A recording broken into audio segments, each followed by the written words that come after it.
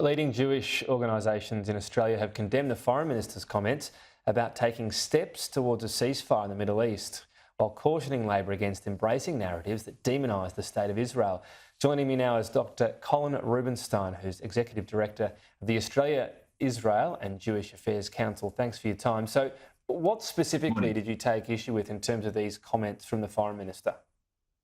Well, look, Tom, the problem is that any move towards a ceasefire without the release of the 240 hostages being held by Hamas and very concrete, effective moves to dismantle Hamas's military infrastructure, end its rule over Gaza, that effectively amounts to a call for victory for Hamas. And we all know there's a murderous, barbaric, medieval, genocidal organisation, and they've made it clear that, of course, they will reboot and regroup and continue with their genocidal attempts, not only to wipe out Israelis and destroy Israel, but, of course, inflict misery on the long-suffering Palestinian civilians in Gaza as well.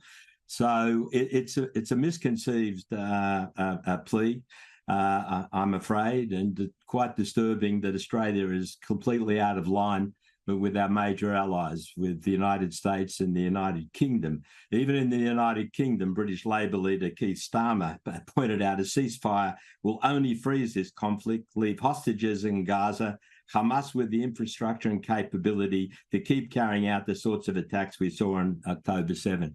And former Secretary of State Hillary Clinton have said the same, former President George W. Bush, even Senator Bernie Sanders has made similar points. So we're saying we're disappointed, we're disturbed. We really feel our government and Senator Wong in particular should understand this very basic, I think, and undeniable reality. Does it come a bit chicken and egg? Because Hamas is now saying they won't release any more hostages. Now, they're citing supplies to the hospital. I know that Israel, the government, is saying fuel was sent but didn't arrive because it was intercepted, essentially. But that if the action continues, the military action from Israel, then there won't be more hostages released. So are we at a stalemate in that regard?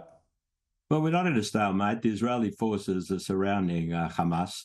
It's a very invidious situation and dilemma they confront, given that Hamas engages in double war crimes, as we all know, war crimes every day and firing rockets on Israel, the bestiality we saw on October 7, but also war crimes on their own people in militarizing hospitals and mosques and schools and playgrounds.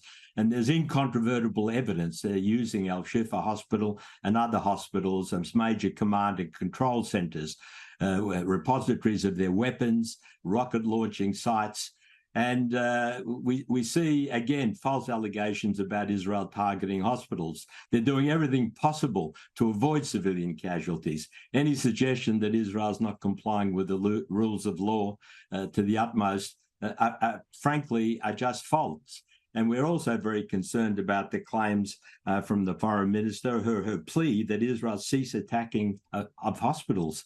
Really? The hospitals have been turned into military entities by Hamas, and Israel is doing its very, very best to get civilians to go south to safety. And, of course, we know that Hamas rocket fires, 1 in 5 misfire and have fallen on hospitals, and even claims they've fallen on the courtyards outside Al-Shifa. So these are the realities. I'm just going to jump in, Colin, because we're nearly out of time. As to the alternative, so if Israel is successful in destroying Hamas, I know they say military capability, but obviously they don't want them in government there effectively. What is the alternative? Because the Palestinian Authority, in the eyes of a lot of Palestinians, has been seen as ineffective in advocating for them because of expansion of settlements in the West Bank. Has that been a bit of an own goal from the Israel government to allow for them, because it makes the Palestinian Authority look ineffective and appears in some elements, for some people, to have increased support for Hamas in Gaza? Look, the Palestinian Authority has been offered genuine peace deals on numerous times by the Israeli government on both sides of the fence. And they have rejected the offer of a real Palestinian state alongside Israel in peace. In 2001, 2008, even the negotiations in 2014 met with no response. from Israel.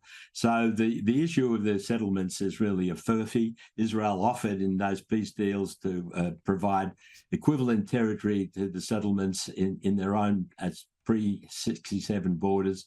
So the problem is that, unfortunately, so far, even on the Palestinian Authority side, they want a state, but they want a state not alongside Israel in peace, but instead of Israel. Until we get over that hurdle and a significant culture change amongst the Palestinian leadership, it's going to be very difficult to move forward. All right, Colin Rubenstein, appreciate your time today. Thank you.